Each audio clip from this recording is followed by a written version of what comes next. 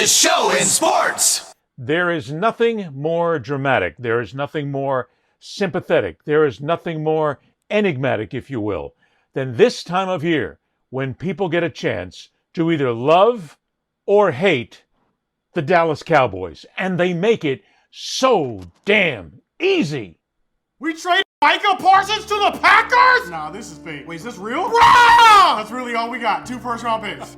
Why would we trade him to the Packers of all people? 2 first-rounders! We traded him for 2 first-rounders! I'm not watching football this year. I promise you. This gotta be the worst trade in Cowboys history! There's gonna be a press conference tonight. I can't wait to hear what Jerry's gonna say here. I hate Jerry Jones! We just traded a generational talent in his prime for 2 first-round picks! Why would you do this right before the season? Jerry! Maybe there was something wrong with his back. I'm not watching football this year. I ain't going to no game. I just bought a Micah Parsons jersey. Who is Kenny Clark? Get Jerry Jones out of there by any means possible. We play the Eagles week 1. What is Kenny Clark gonna do? We didn't have to trade him. We had his rights the next 3 years. Make him sit out and lose money. First Luka, now Micah. Why? Jerry Jones has gone insane. Man doesn't know how to negotiate. I was excited for this year. Now I gotta listen to Packers fans. We got blown out by the Packers and now they got Micah? I would have paid him $47 million. That's gonna look like nothing in a couple years. You know how hard it is to be a Cowboys fan? It's the worst trade ever. 2 first-round picks. 2 late-round first picks right before the season? I have nothing to look forward to. Are we tanking for Arch Manning? Why would we pay Dak and CD but not Micah? I hate you, Jerry Jones. I hate you. I'm done. Dallas Cowboy fans everywhere, your lives are over. Once again, Jerry Jones, the old man by the sea, screaming once again to destroy your lives, destroy your team, make Sundays in the fall bad for you. You have no chance whatsoever. You've lost again. Micah Parsons is gone, and the Dallas Cowboys suddenly find themselves to be a team that possibly can't win a single game a year. It is the Dallas Cowboys curse. Mike, we are there once again. Every single time we get around to it, it's the Dallas Cowboys. They run the roost in the NFL. And these fans, Mike, we need to feel sorry for them.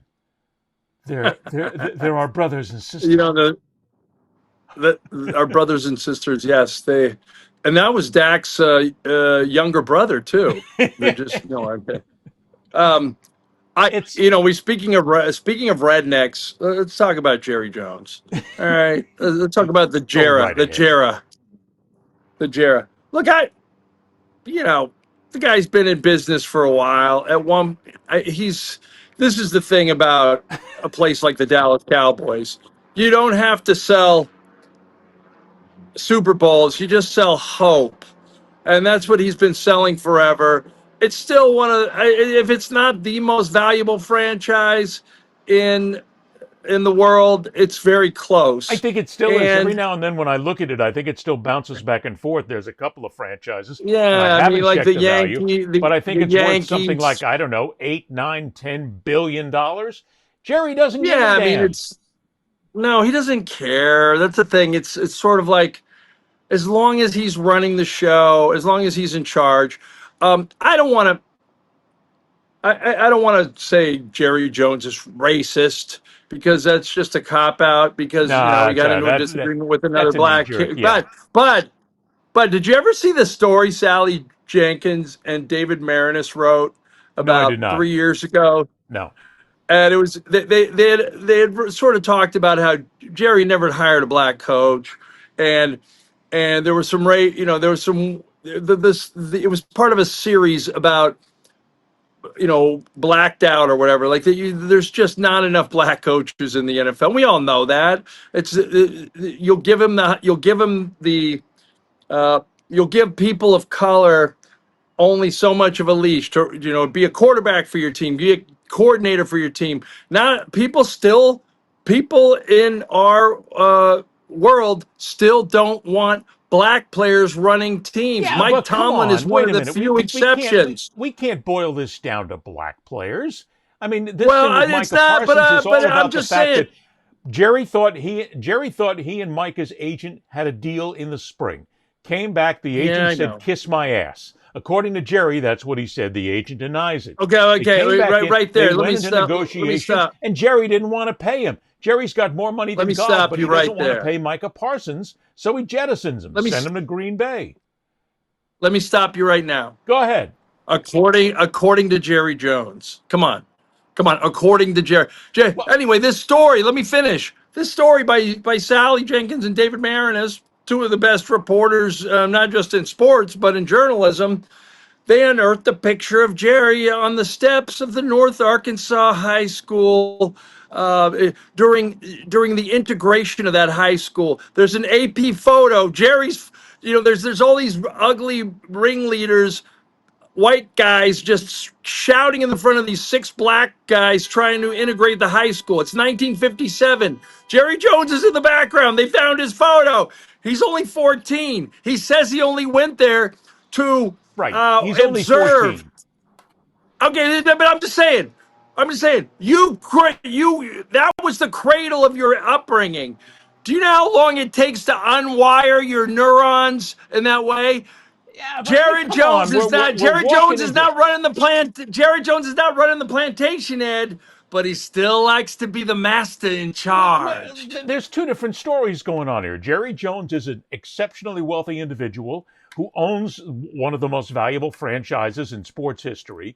He calls himself the general manager or whatever it is. He puts himself in charge because he doesn't trust anybody else. He's an egomaniac ass. So basically, he has been the reason why this franchise has been so desperately trying to win a championship for how many years? We can't. I'm sorry, and but he has I can't take the trading of Micah Parsons and put racism in there. I don't care what he did at the age of 14. And he has racial baggage that takes years to get a hold of. I'm just saying. Think of a white player that Jerry Jones went to went to the woodshed with over a contract. I'm trying to think of somebody.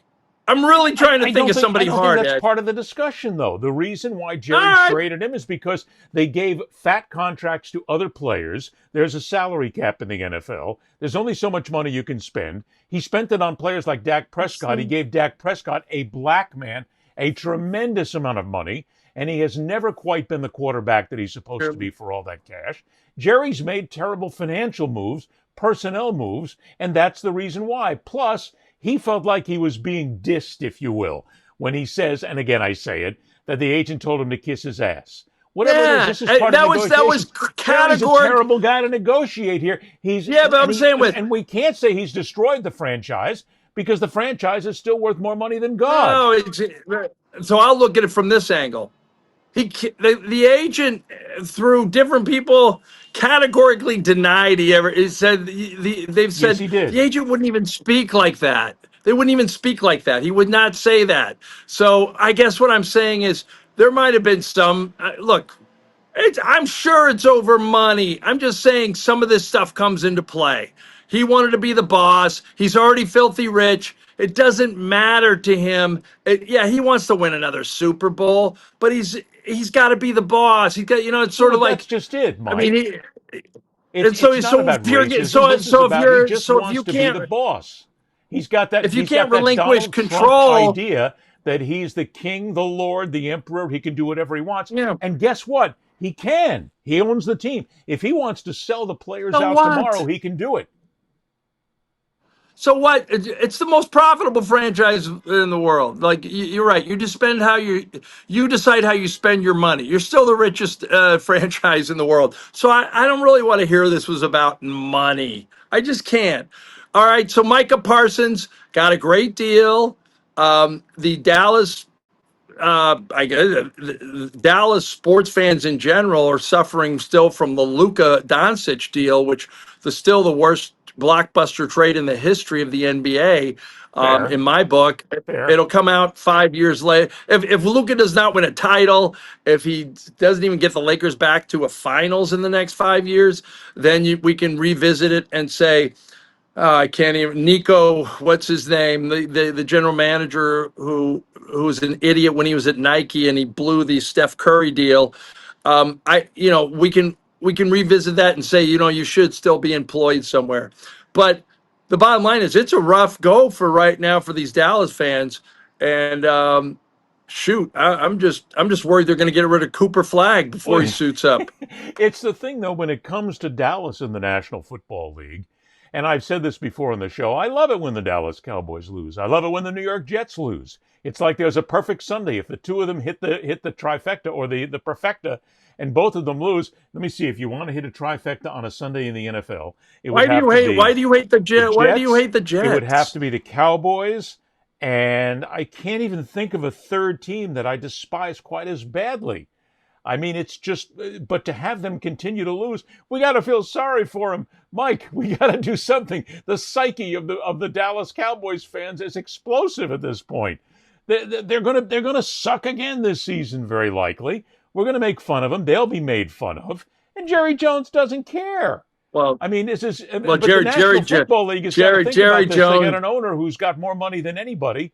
And he basically isn't doing what it takes to make this team a winner. He keeps cutting stupid deals and spending stupid money because he doesn't have somebody in charge. There's no football guy in charge here, Mike.